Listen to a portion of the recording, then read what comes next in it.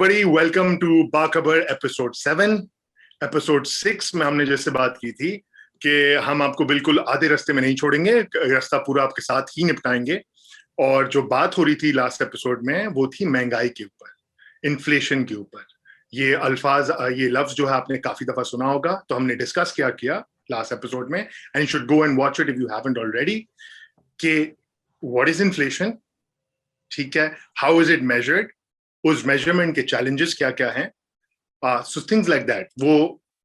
वो इन्फ्लेशन मुख्तलिफ तबकात को कैसे असरअंदाज करती है, ठीक है, और आम इंसान की जिंदगी में जो इखराजात हैं वो उसका ब्रेकडाउन कैसा है। So we get a good idea of के इन्फ्लेशन एग्जैक्टली होती क्या है।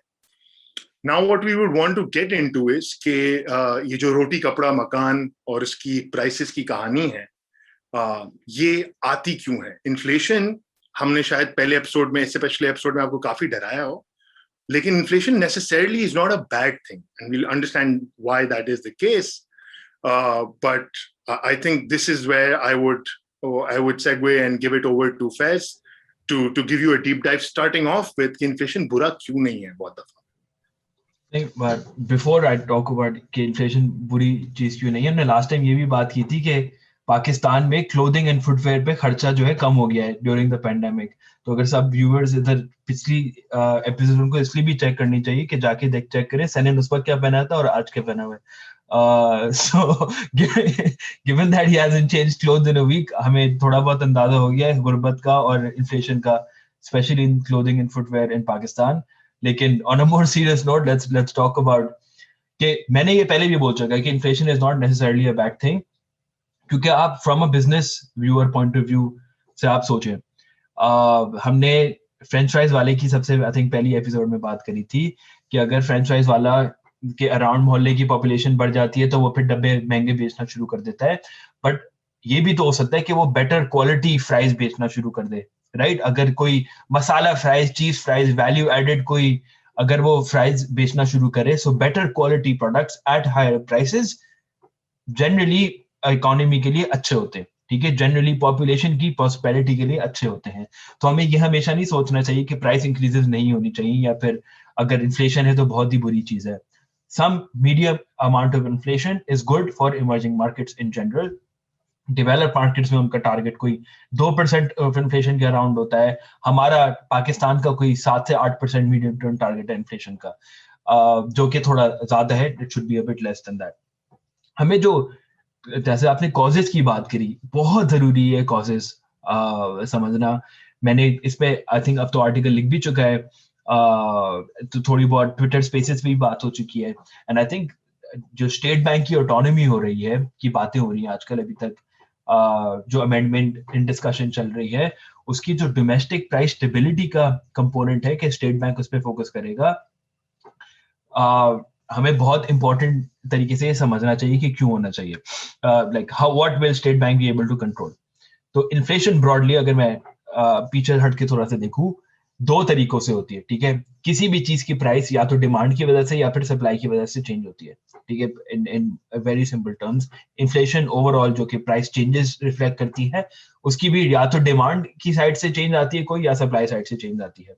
डिमांड साइड से जो इन्फ्लेशन का कॉज आता है, it's called demand pull inflation.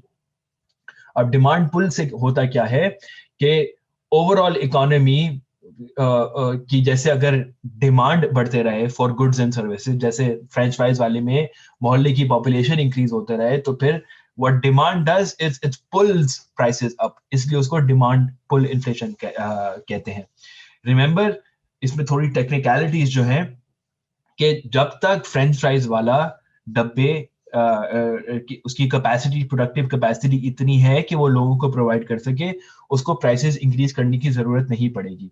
So demand pull inflation जब होती है, जब when the total aggregate demand, जो टोटल डिमांड जिसको बोलते हैं, प्रोडक्टिव कैपेसिटी को एक्सीड करेगी, राइट। अगर आपके पास स्पेयर कैपेसिटी पड़ी होगी, इन मोर रियलिस्टिक टर्म्स, अगर फैक्ट्रियों में बेसिकली जगह है और प्रोडक्ट्स प्रोवाइड करने की, तो फिर आपको प्राइस इंक्रीज करने की जरूरत नहीं पड़ेगी। इस गैप को, जो गैप जिसकी मैंने बात करी ना कि एग्रीगेट डिमांड ज्यादा है और कैपेसिटी कम है, इस गैप को बोलते हैं output gap, It's defined as difference between potential actual GDP and potential GDP. ठीक है, पाकिस्तान की रिसोर्सेज अगर हम सारी ले रहे हैं, हमारी लेबर की रिसोर्सेज ले रहे हैं, कैपिटल की रिसोर्सेज ले रहे हैं, हमारी इनोवेशन ले रहे हैं, तो हमारी पाकिस्तान की एक पोटेंशियल जीडीपी है.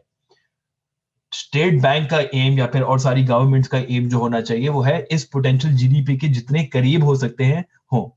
अगर इस पोटेंशियल जीडीपी को एक्सीड कर दिया ना, या फिर उससे बहुत ही कम हो गए, इन दोनों में मसले होते हैं. तो अगर हमने एक्सीड कर दिया इस पोटेंशियल जीडीपी को, इसको बोलते हैं पॉजिटिव आउटपुट गैप. और ये होता है जब डिमांड पुल इन्फ्लेशन आती है इधर. बिकॉज अगर एक्चुअल आउटपुट आपकी पोटेंशियल आउटपुट से ज्यादा है, इसका मतलब है कि आप you are not producing enough और डिमांड बहुत ज्यादा है आपकी, तो आपको प्राइसेस इंक्रीज करनी पड़ती हैं. अब आइडियली इसका डेटा जो है ना आपके पास बहुत ज्यादा, like you should have this data at least on a quarterly basis. बाकी कंट्रीज में आपका ये आउटपुट गैप रिपोर्ट होता है on a quarterly basis. Pakistan में ऑब्वियसली अनफॉर्चुनेटली नहीं होता. एनुअल फिगर्स भी बहुत कम स्टेट बैंक की कहीं ना कहीं रिपोर्टों में पता चल जाती है. तो आप अगर देखेंगे and you start looking at the data, you will सी के हमारा कोई आउटपुट गैप नहीं था. 2017-18 ऑनवर्ड्स ये आउटपुट गैप स्टार्टेड इंक्रीजिंग. 2018-19 में जो हमने दारोनॉमिक्स की बात कर चुकी है पहले, उस जमाने में जब हम इंपोर्ट कर रहे थे अपनी कंजम्पशन, डॉलर के साथ बहुत सारे मसले किए हुए थे, उसमें हमारा आउटपुट गैप पॉजिटिव हुआ. और फिर जाके जब हमने floating exchange market based exchange rate पे आप आ गए, तो फिर आउटपुट गैप वापस कम हो गया. आई डोंट थिंक, ये ग्राफ हम दिखा देंगे just to show you what the data looks like. I don't think ये पूरी पिक्चर दिखाता है, बिकॉज ये सालाना नंबर्स ले रहा है. अगर आप इसको क्वार्टरली में ब्रेक डाउन करेंगे, और स्टेट बैंक ने कर चुका है एक जमाने में, आपको दिखेगा आपकी output gap was up to 6% in some quarters. इसका मतलब क्या है कि आपकी डिमांड जो है 6% से आपकी सप्लाई को एक्सीड कर रही थी. इसका मतलब a lot of the demand pull की मैं बात कर रहा था, बहुत हैवी बर्डन इसका होगा ऑन इन्फ्लेशन. लेकिन इसको like to put into more understandable term, जो हमने अभी डेट शेट की बात करी है, और उसमें भी we spoken about how the government causes inflation और State Bank borrowing inflation cause करते हैं, उसका भी डिमांड पुल से ही लेना देना है. अब आप अस्यूम करें एक जिस मोहल्ले में रह रहे थे फ्रेंच फ्राइज वाले के, उसमें ऊपर से एक हेलीकॉप्टर आते हैं और पैसे फेंक देता है नीचे. ठीक है, सबके पास इक्वली ज्यादा पैसे आ गए एकदम से. ठीक है, आपके पास पहले अगर आप 10,000 रुपए खर्च कर रहे थे, आपके पास अब 12,000 रुपए आगे खर्च करने को. तो what you will be spending on that basket increases. तो जब ये हर बंदे के लिए जब ये होगा और उनके पास ज्यादा पैसे होंगे, ओवरऑल एग्रीगेट डिमांड इंक्रीजेस. जब ओवरऑल एग्रीगेट डिमांड इंक्रीजेस, तो आपकी जैसे मैंने आपको पहले एक्सप्लेन करा, डिमांड पुल्स प्राइसेस अप. ठीक है, सो ये हेलीकॉप्टर को आप स्टेट बैंक से रिप्लेस कर दें. ठीक है, अगर स्टेट बैंक पैसे फेंक देगा इकोनॉमी में, एंड हाउ वो फेंकते हैं ऐसा है कि वो प्रिंट करता है कैश. ठीक है, तो अगर कैश प्रिंट करके इकोनॉमी में डाल दे, तो यही सारी effects will happen as if के पाकिस्तान को अगर हम मोहल्ला ले रहे हैं, पूरे मोहल्ले के पास बस पैसा ज्यादा आ जाएगा, prices will increase in that area. अब गवर्नमेंट स्टेट बैंक से बोलती है प्रिंट करने को, तो एंड में कसूरवार अगर आपको इस डिमांड पुल इन्फ्लेशन का थोड़ा बहुत अगर आपको देखना है, जो इन्फ्लेशनरी एक्सपेक्टेशंस आपकी इंप्रूव बढ़ी हैं बिकॉज ऑफ प्रिंटिंग, उसमें आप गवर्नमेंट को थोड़ा बहुत कसूरवार इधर ठहरा सकते हैं. ये एक डिमांड पुल इन्फ्लेशन की एक्सप्लेनेशन है. और भी एक्सप्लेनेशन है, may be will get into that in a little while. लेकिन कोई सवाल हो तो. I think अब जो amendment आई है उसमें now we've stopped, like the practice of borrowing from the state bank has, my understanding is that it is stopped because it's not the best practice out there. आप जब भी state bank से borrow करते थे, तो when you would print money, तो technically to understand this in more layman terms, Pakistan की रगों में ज्यादा पैसा दौड़ता था. जहाँ खून होना चाहिए तो वहाँ ज्यादा पैसा दौड़ता था, और जब पैसा दौड़ेगा तो your ability to spend increases, demand increases, and so price increases. Well understood. अच्छा, so we've covered कि demand pull क्या होती है, and we've covered कि state bank borrowing से क्या फर्क पड़ता है, and that this ties into a previous episode that we did on debt, Please go and watch that. Faiz essentially broke it down into कि external debt कैसा है, domestic debt कैसा है, और उससे मसले क्या-क्या आते हैं. अच्छा, there's this also this thing of I think Faiz के जब आप स्टेट बैंक से borrow करते थे तो technically I think it's more like the government borrowing and then the money circling back into their own pockets. Yeah. In terms of non-tax revenue. How does that work? Great question. So ये amendment थोड़ी पढ़नी चाहिए हमें, because you will see a few changes over there. तो अब अगर for example government state bank ने policy rate interest rate जो है अगर 13-14% कर दिया, government को अब ज्यादा सूद देना पड़ेगा to get loans from state Bank of Pakistan या फिर किसी कमर्शियल बैंक के पास चले जाते हैं. कमर्शियल बैंक के पास जाएंगे तो वो सूद गवर्नमेंट को बैंकों को देना होगा. अगर स्टेट बैंक के पास जाते हैं तो वो इवेंचुअली जो स्टेट बैंक का प्रॉफिट है वो फ्लो होके वापस फेडरल गवर्नमेंट को ही जाता है as part of non tax revenue. हमने इन चीजों की बात कर चुकी है. जब हम नॉन टैक्स रेवेन्यू की बात कर रहे थे हमने बोला था सबसे बड़ा कंपोनेंट नॉन टैक्स रेवेन्यू का स्टेट बैंक प्रॉफिट होता है. तो अगर गवर्नमेंट स्टेट बैंक जो है पॉलिसी रेट ज्यादा बढ़ा दे, उसको इन द एंड जो इंटरेस्ट मिल रहा है ज्यादा इंटरेस्ट वो वापस गवर्नमेंट को ही मिल जाएगा. So it's a left pocket, एक पॉकेट से लेके दूसरे पॉकेट में पैसे डालना होता है और ये बहुत ही बड़ा कॉन्फ्लिक्ट ऑफ इंटरेस्ट है. आप खुद ही सोचे ना कि मतलब अगर आपके पास एक बैंक बैठा हुआ है जो आपका कभी भी इंटरेस्ट फ्री लोन आपको दे दे, इसमें बहुत मॉरल हैजर्ड के इश्यूज होते हैं. इन जनरल तो इस प्रैक्टिस को खत्म करते अब काफी टाइम लगा है. मैं पिछले 2-3 साल में हुआ है. पहले बोला था हर क्वार्टर में 0 बोरोइंग होगी, फिर जाके हमने बोला कोई बोरोइंग नहीं होगी, अब बोला है कि कोई क्वाज़ी फिस्कल रिस्पांसिबिलिटीज नहीं होंगी स्टेट बैंक की and will be completely autonomous. I think बहुत ही अच्छी अमेंडमेंट है और hopefully in the next few months pass हो जाएगी.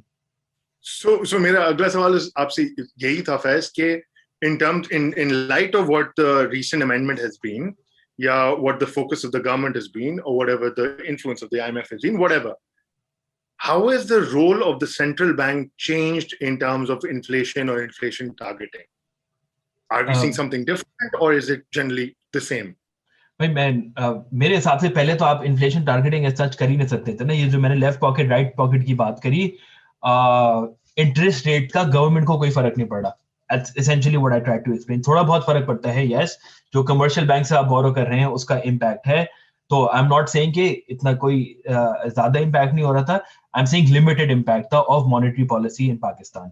दूसरा लिमिटेड इम्पैक्ट इसलिए होता है क्योंकि हमारा प्राइवेट क्रेडिट टू जीडीपी, जिसकी भी हमने पहले बात कर चुकी है, इतनी ज्यादा है ही नहीं. ठीक है, अगर 17-18% ऑफ जीडीपी आपकी प्राइवेट क्रेडिट है, उसमें भी बहुत ज्यादा प्रोपोर्शन कंसेशनरी लोन्स का है, जिसका मतलब कि अगर पॉलिसी रेट 13-14% भी हो तो मैं 3 से 5% का if I am in certain sectors मुझे लोन्स मिल सकते हैं.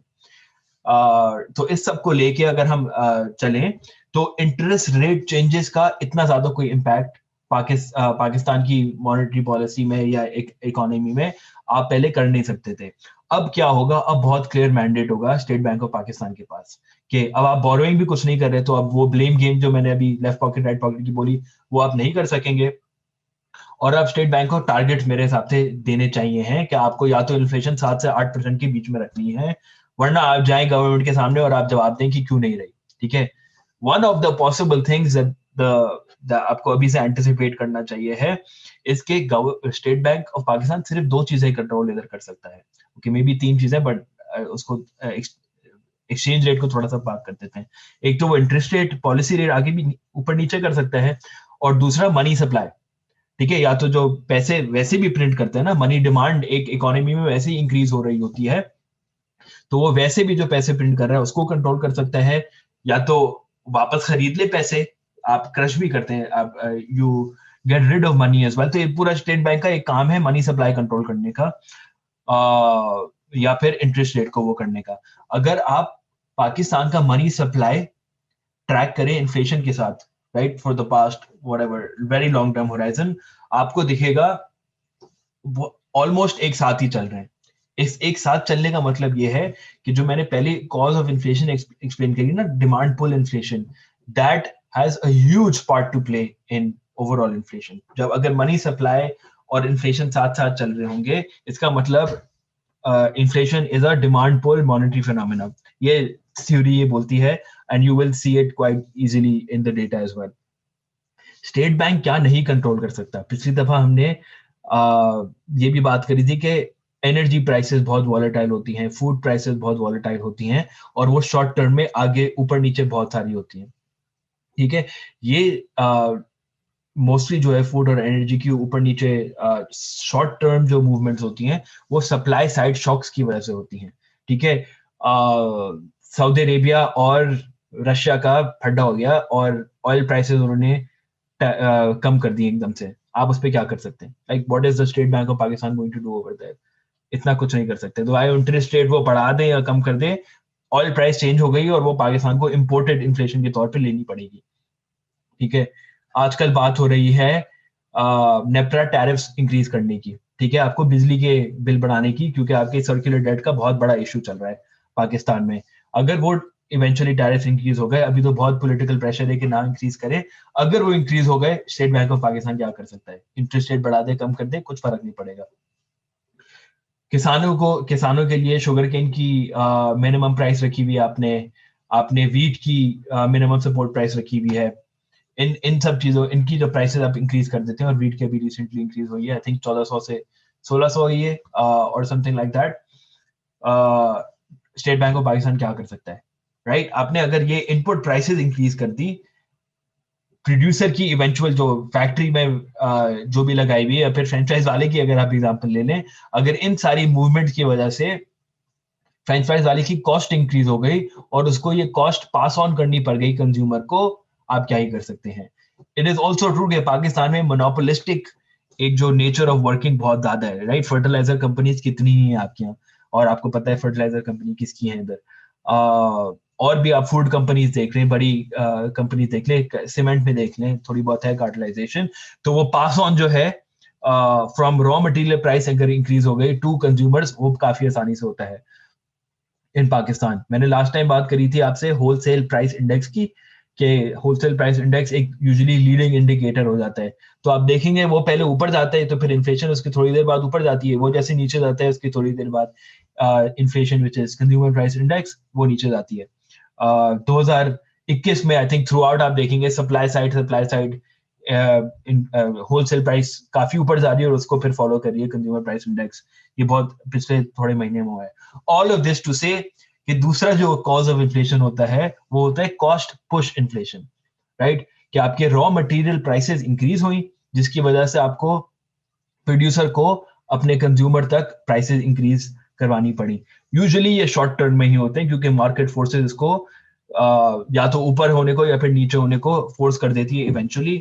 और आप साइकिल्स देखेंगे तो आप जनरली यही देखेंगे कि छोटे इन द शॉर्ट टर्म जो है सप्लाई साइड शॉक्स ज्यादा प्रिवेल करते हैं, लॉन्ग टर्म में डिमांड पुल इन्फ्लेशन ज्यादा प्रिवेल करती है in Pakistan and in other countries as well. That's basically cost push inflation versus demand pull inflation. So we've understood demand pull inflation.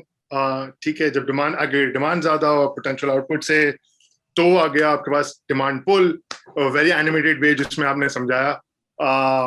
then there's cost push and you kind of explain कि state bank कर क्या सकता है। उसके बाद दो tools हैं essentially, two instruments, money supply and interest rate। Interest rate बढ़ा दिया, you will be more inclined to save rather than spend।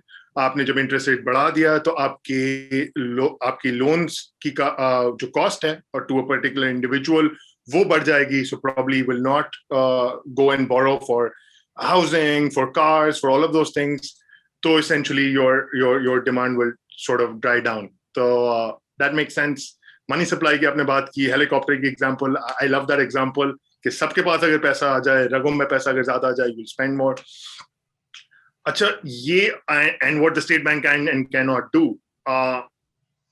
But based on what the rhetoric has been, right, specially moving towards the political side, it's been के आज की महंगाई भी जो है वो पुरानी हुकूमतों की कुछ जो है वो कारकर्दगी कह लें या things that are piled up, उसकी वजह से है। How does that make sense? किन को कसूरवार ठहराएं? हुकूमत का क्या इसमें किरदार है और पिछली हुकूमत से क्या लेना देना? बहुत सिंपली ये बोलूंगा, आप किरदार जितना कम कर देना, अपनी जितनी रिस्पॉन्सिबिलिटीज गवर्नमेंट कम कर दे इन कंट्रोलिंग इन्फ्लेशन, उतना बेहतर होगा इन्फ्लेशन के लिए. आप trust me, test this out for a year और आप देखेंगे आपकी इन्फ्लेशन कैसे कम होती है. लेट्स ब्रेक, जो हमने पहले कैटेगरीज की बात करी थी कि फूड इन्फ्लेशन कितनी, like food makes up whatever 35%, housing makes up another 30%.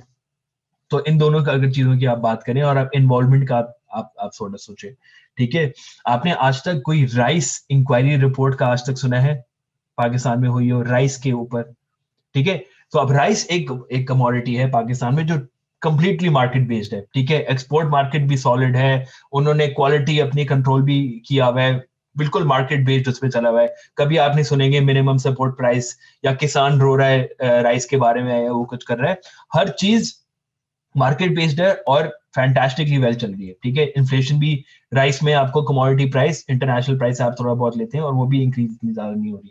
ये क्यों है कि शुगर के इंक्वायरी कमीशन बैठता है या फिर वीट इंक्वायरी कमीशन बैठता है, वही जगह है जहां गवर्नमेंट की सबसे ज्यादा इन्वॉल्वमेंट है, ठीक है. केन कमीशन है पाकिस्तान में, sugar cane commission, sugar cane के लिए. वीट में भी मिनिमम सपोर्ट प्राइस की मैंने अभी बात करी. जहां आप प्राइस कंट्रोल्स के पीछे जाते हैं उतनी आप पब्लिक एडमिनिस्ट्रेशन को जगह देते हैं. जितनी आप पब्लिक एडमिनिस्ट्रेशन को जगह देते हैं उतनी ही आप पब्लिक मिस एडमिनिस्ट्रेशन को जगह देते हैं. लोगों को देखना चाहिए कि मैं फुल आपको फ्लो बताता हूँ of how I got to this confusion. मुझे जब, क्योंकि मैंने भी अभी रिसेंटली पिछले 3-4 साल में ज्यादा इकोनॉमी को फॉलो करना शुरू किया है. उससे पहले चाय पे ऐसे ही मैं भी बात करता था, लेकिन डेटा बेस्ड मैंने थोड़े पिछले सालों में ही शुरू किया था. तो मैं देख रहा था कि वीट की जो इम्पोर्ट्स, अभी हम वीट और शुगर जो इम्पोर्ट कर रहे हैं एज एन एग्रीकल्चरल इकोनॉमी, ये हमने लास्ट टाइम इस लेवल पे कब इम्पोर्ट करना शुरू किया था? तो मैंने देखा था कोई 2007-8 और 2010-11 में, ठीक है. इतनी ही लेवल पे आपने इम्पोर्ट वापस करना शुरू किया था. और उस टाइम की फिर मैंने अखबार की क्लिपिंग्स पढ़ना शुरू किए. आप उसमें देखेंगे मुशर्रफ साहब बोल रहे हैं कि मैं आर्मी को लेके आऊंगा प्राइस कंट्रोल करने के लिए और ये शुगर माफिया का मसला है या वीट माफिया का मसला है. आप जरदारी साहब को देखेंगे वो भी यही बात करते हैं, इंक्वायरी रिपोर्ट बनाओ, ये रो बनाओ. आप forward that whatever 12 years 13 years और आप देख रहे हैं कि अभी इमरान खान भी अभी वही बातें कर रहे हैं कि करप्शन की वजह से सब कुछ होता है. वीट इंक्वायरी रिपोर्ट आई, शुगर इंक्वायरी रिपोर्ट आई, हाँ चलो अब और एहतसाब हो रहा है. आई अंडरस्टैंड कि थोड़ी उसके बाद फॉलो अप्स हुए हैं, प्राइसेस थोड़ी बहुत कम आई, अब वापस ऊपर जानी शुरू हो गई हैं रमजान की वजह से, या फिर अब तो खैर रमजान खत्म हो गया, लेकिन रमजान की वजह से आपने देखा कि वो प्राइसेस इंक्रीज हो गई थी. लेकिन मेरे हिसाब से आप गवर्नमेंट इन्वॉल्वमेंट जितनी कम करेंगे उतनी बेहतर होगा. दूसरे एंड से आते हैं फूड सिक्योरिटी का इशू होगा अगर गवर्नमेंट इन्वॉल्वमेंट आप कम करेंगे. मेरा उसमें सवाल सिर्फ ये होता है कि राइस में अभी तक ये मसले क्यों नहीं आए, राइट. राइस आपके लिए बहुत ही अच्छा एक बेस्ट केस एग्जांपल है कि आप उसकी इंडस्ट्री को थ्राइव होने दिया on a market based rate और वो बहुत अच्छी तरह चली. ऑयल प्राइसेस हमारे यहाँ जो है जो ट्रांसफर करते हैं, that used to happen on a monthly rate, monthly basis कि इंटरनेशनल प्राइसेस चेंज नहीं, उसके 1 महीने बाद पाकिस्तान में चेंज करते थे.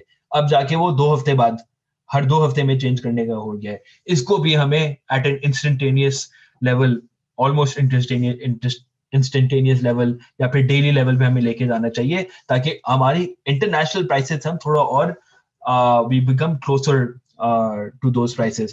तो ब्लेम गेम मैं किसी political party one over the other को चूज इधर नहीं करूंगा. मैं बोलूंगा आप जितनी कम इन्वॉल्वमेंट करें प्राइस कंट्रोल्स में, आप जितनी कम इन्वॉल्वमेंट करें in trying to manage prices, ठीक है. आपको आरती का अगर होल्ड तोड़ना है आप वो होल्ड तोड़ें, राइट. That completely right. आप न्यूज में सुनेंगे कि 3-4 रुपए का जो टमाटर है वो किसान से आरती जब पहुंचता है वो 3-4 रुपए का बिकता है, उससे आगे जाके 35 रुपए का बिक रहा है, राइट. तो वो मिडिल मैन पावर अभी बहुत ज्यादा है, राइट. मिडिल मैन पावर क्यों इतनी ज्यादा है? गवर्नमेंट को थोड़ी इसके बारे में सोचना चाहिए. It's one of the things that Shaukat Tarin wants to look at as well.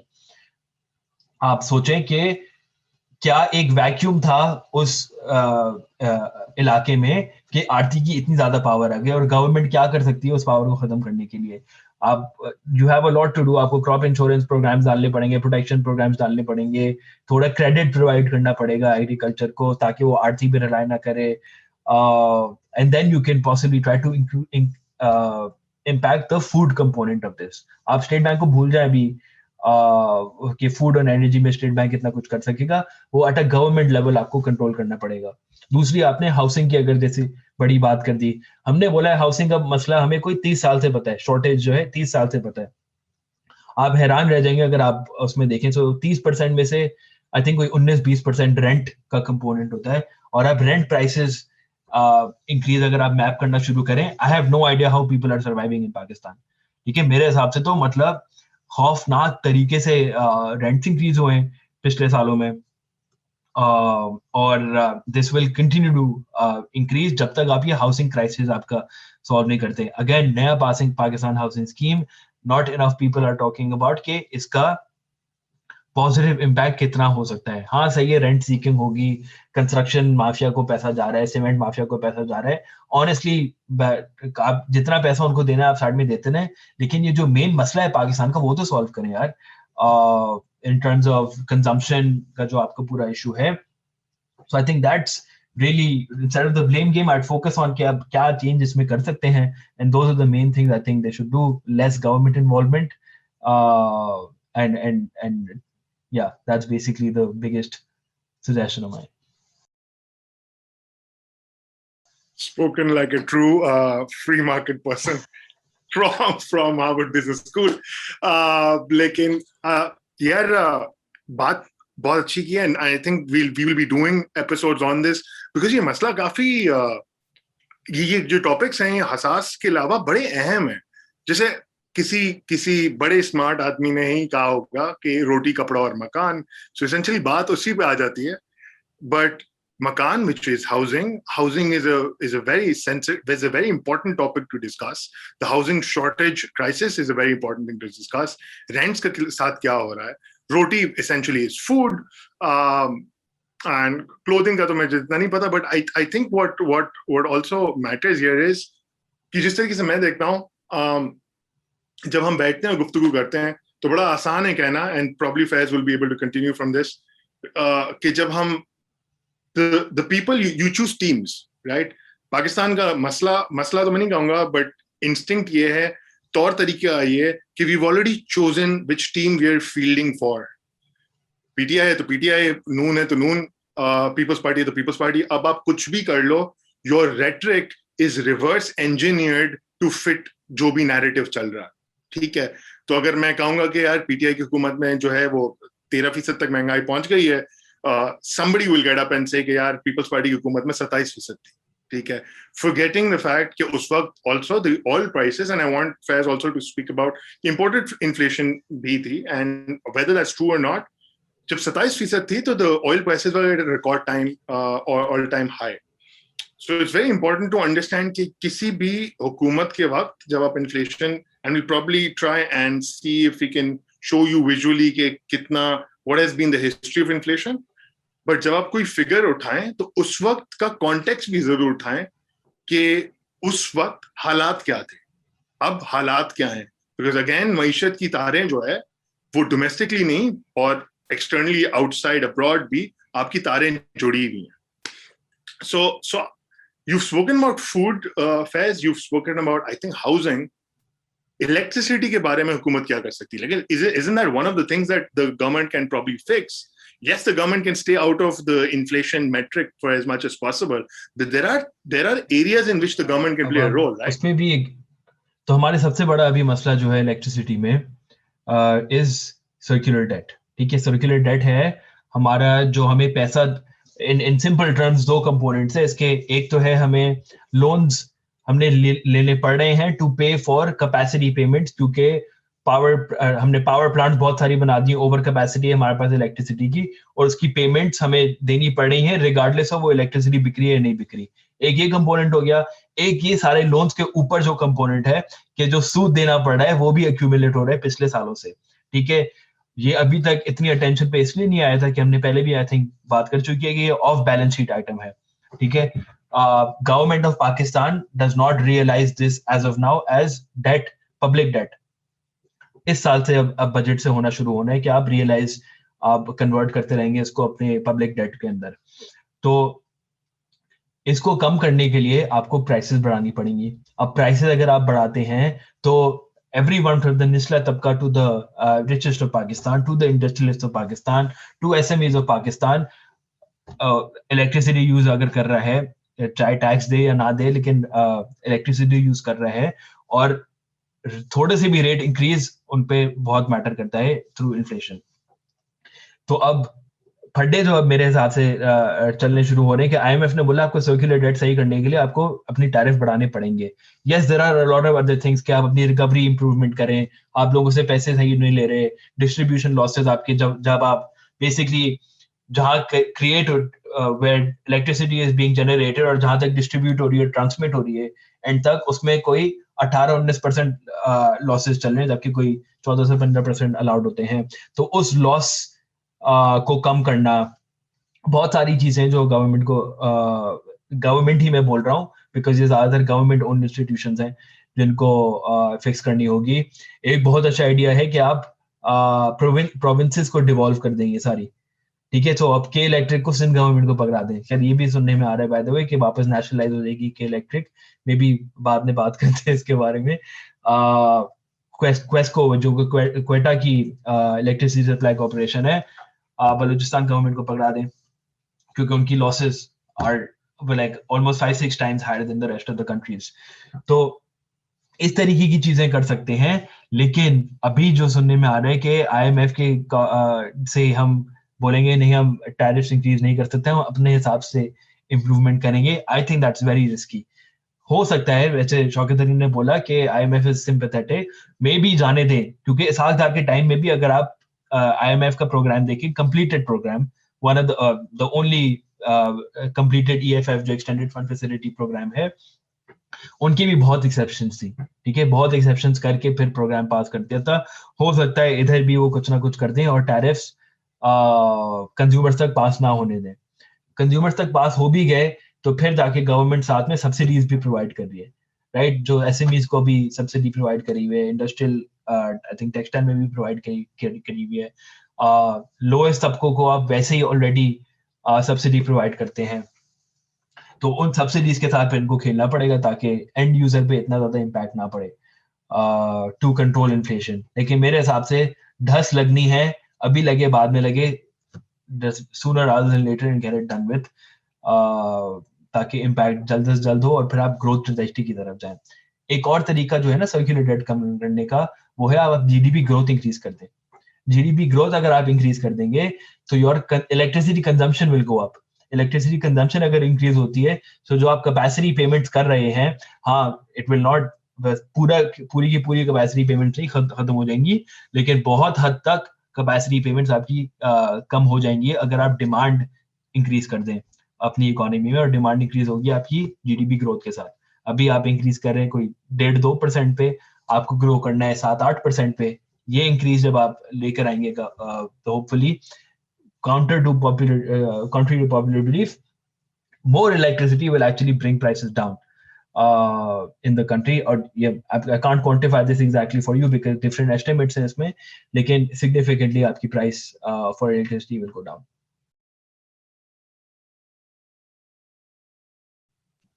Very interesting segue, very interesting to a sort of movement into this topic of electricity.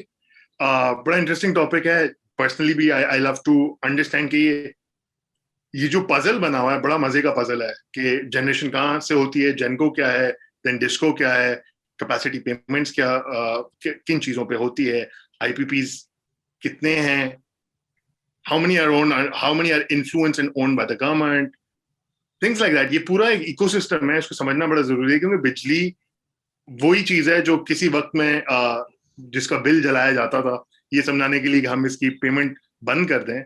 It is a reality and it is going up because the IMF has certain conditions.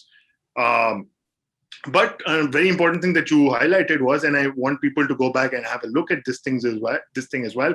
Hopefully we'll be able to find some sort of link where people can go back and have a look at this. कि ऐसा नहीं है कि अगर IMF ने कोई जो 14 नुकात अपने रख दिए तो वो 14 के 14 नुकात इन्फोर्स ही होंगे. There are exceptions, there are completed programs. There's been a past of this in which you can draw context के यार होती हैं चीजें, 19-20 होगा इसमें. So that is important to understand because हमने एक episode scored based on why does Pakistan go back to the IMF again and again इस पे किया था. I think that was episode 3. That link will be in the description. अच्छा, moving forward, I think सबका सवाल यही होगा फैज कि आपने समझ लिया इन्फ्लेशन क्या होती है, उसकी कॉजेस क्या होती हैं, हुकूमत क्या कर सकती है, हुकूमत की इन्वॉल्वमेंट क्या होनी चाहिए, स्टेट बैंक से बोरोइंग क्या होती है.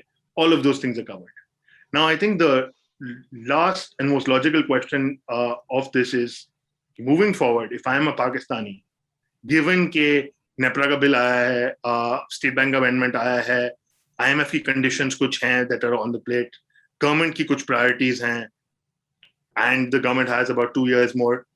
Moving forward in the 2 years, given that consumer confidence survey has shown that it is such a big concern for Pakistanis throughout every province, what can we expect? How do we expect inflation? What kind of movement do we expect inflation? What kind of trajectory do we expect inflation to take? पहले जो बोलते ना, मैं inflation नहीं कर सकता इधर because food या ओवरऑल कमोडिटी प्राइसेस अगर आप देखें इंटरनेशनली, तो स्टेपिंग अप फ्रॉम पाकिस्तान, अभी बातें हो रही है कि हो सकता है कमोडिटी सुपर साइकिल चलने वाले है. सुपर साइकिल का मतलब क्या होता है कि कोविड के बाद जो एकदम से आपकी पेंट अप डिमांड, एक तो है कि पेंट अप डिमांड अपनी गलनी शुरू हुई है कोविड के बाद, तो फिर प्राइसेस इंक्रीज हो रही है ग्लोबली. कमोडिटी अगर आप प्राइसेस देखें ओवरऑल एग्रीकल्चर की देखें compare to Pakistan food prices, actually international prices are higher, have increased by more than what how much they've increased by in Pakistan. ठीक है, but international prices का पाकिस्तान पे हमेशा impact रहेगा, right? But just to stop you there, Faiz, I think because of the pandemic, global जो supply chains हैं वो थोड़ी disrupt हुई हैं, and that has affected commodity prices. But I just want you to stop there and also kind of recall and explain to the viewers out there कि कौन सी commodities हैं that we actually import. किन वो बाहर की जो कौन सी commodities है जिनकी प्राइस इंक्रीज होती है, तो उन प्राइस इंक्रीजेस का पाकिस्तान पे क्या बड़ा आपका कंपोनेंट्स ऑफ पेट्रोलियम और पेट्रोलियम प्रोडक्ट्स हो गया. ठीक है, वो सारे आप इंपोर्ट कर रहे हैं, end of that is a raw material into a lot of different products. तो ये सबसे इंपॉर्टेंट आपको ऑयल का याद रखना चाहिए. अब पाम ऑयल भी आप बहुत सारा इंपोर्ट करते हैं. आप फूड कमोडिटीज, आजकल आप व्हीट इंपोर्ट कर रहे हैं, आप शुगर इंपोर्ट कर रहे हैं ताकि आप डोमेस्टिक प्राइस स्टेबल कर सकें. ठीक है, तो international prices in general will affect Pakistan. Remember, बिजली की ऑयल की अगर कीमत ऊपर जाएगी, बिजली की कीमत भी ऊपर जाएगी eventually in Pakistan, because एक फ्यूल्स का जो कंपोनेंट होता है इलेक्ट्रिसिटी का, वो ऊपर चला जाएगा. तो एक वो प्रिडिक्शन, मैं इंटरनेशनल कमोडिटी प्राइसेस की अभी कोई प्रिडिक्शन कर नहीं सकता. अभी तक डिसाइड नहीं हुआ है कि ये जो इंक्रीज हो रहा है ये सिर्फ पेंट अप डिमांड की वजह से और शॉर्ट टर्म में ट्रांजिएंट बोलते हैं इसको, कि शॉर्ट टर्म में खत्म हो जाएगा. जून जुलाई में एक्चुअली थोड़ा बहुत अंदाजा हो जाएगा कि ये वापस नीचे जाता है कि नहीं जाता. If it keeps going up, Pakistan के भी आप एक्सपेक्ट करें उतनी ही ऊपर इन्फ्लेशन हो जाएगी from what I am going to say next. ठीक है, मेरे हिसाब से they will be able to come to that 7 to 9% medium term target. जो अभी हम 11% में पहुंचे हुए, एंड ऑफ द ईयर तक आप 9% तक. एंड ऑफ द ईयर मैं जब बोलता हूँ मेरा मतलब है जून 2021, क्योंकि फिस्कल ईयर पाकिस्तान का एंड तक होता है. तो आप 9% में थोड़ा सा कम मेरे ख्याल से आप पहुंच जाएंगे, गिवन आप इलेक्ट्रिसिटी प्राइसेस इंक्रीज नहीं होने देंगे. ठीक है, अगले 2 महीने में तो आप भूल जाएं इलेक्ट्रिसिटी प्राइसेस नहीं इंक्रीज होती.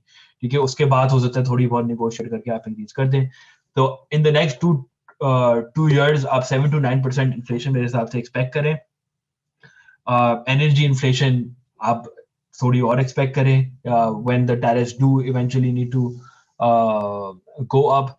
फूड, मैं जैसे आपको आई नो कि एवरेज बंदे को इतना इम्पैक्ट नहीं पड़ता कि मैं बोल रहा हूँ कि फूड प्राइसेस में जो फ्लक्चुएशन आती हैं वो शॉर्ट टर्म होती हैं, लेकिन आप डेटा बार बार देखें ना, पाकिस्तान में एक ही ट्रेंड रहा है कि ये शॉर्ट टर्म फूड इन्फ्लेशन की स्पाइक्स आती हैं, लेकिन लॉन्ग टर्म जो है स्मूथ आप लेवल पे चल रहे हैं, और आप इंटरनेशनल से अभी भी थोड़ा बहुत कम है. आप पब्लिक एडमिनिस्ट्रेशन थोड़ी इंप्रूव कर दें अपनी, आप इन्वॉल्वमेंट कम से कम करें तो फिर आप देखें कि आपकी इन्फ्लेशन जो है ना इंशाल्लाह 9 से कम परसेंट तक से कम ही चल रही होगी, और IMF प्रोग्राम में भी यही तकरीबन एक्सपेक्टेशन है. लास्ट थिंग आइड से इज के मैं बोल रहा हूँ कि हाँ, कोशिश करें कि 7 और 9% तक इन्फ्लेशन लेके आ जाए. बांग्लादेश में अभी कोई 5 से 6% इन्फ्लेशन है, इंडिया में 4 से 5% इन्फ्लेशन है. So remember that you are already higher than your comparable countries. और मैं अभी बात कर रहा हूँ कि आप किसी तरह होपफुली इसको इस लेवल पे नीचे लेके आ जाएं. Even though inflation is not a bad thing, as you mentioned early on, आपकी परचेसिंग पावर जब इरोड हो रही है ना, और आप not growing at the same rate as Bangladesh और इंडिया, और आपकी इन्फ्लेशन उनसे ज्यादा ही है, जो common person in Pakistan is being left worse off, and I hope they find a way to improve this. Right, so हमने इस प्रोग्राम का, इस एपिसोड का आगाज इस चीज से किया कि इन्फ्लेशन और गुर्बत ने मुझे कितना बुरी तरीके से अफेक्ट किया है, because I'm wearing the same clothes, and we then moved on to कि इन्फ्लेशन क्यों हमेशा बुरी चीज नहीं है. So to understand that, फिर उसकी कॉजेस क्या हैं, डिमांड पुल क्या चीज होती है, कॉस्ट पुश क्या होता है, स्टेट बैंक की बोरोइंग का क्या फर्क पड़ता है, किस हुकूमत को हम कसूरवार ठहरा सकते हैं, that kind of myth, to do away with that myth. हुकूमतें कर क्या क्या सकती हैं, we discuss that. So these two episodes in conjunction, I think, should be able to give you very good material to discuss and to understand inflation before you make any blanket statement and before you move on to any smart conversation around this topic. Iske mukhtalif subtopics hain, whether that's bijli, housing, all of those things. We will try and cover those in detail episodes. Aapne, as usual, ghabrana nahi hai. Keep us updated.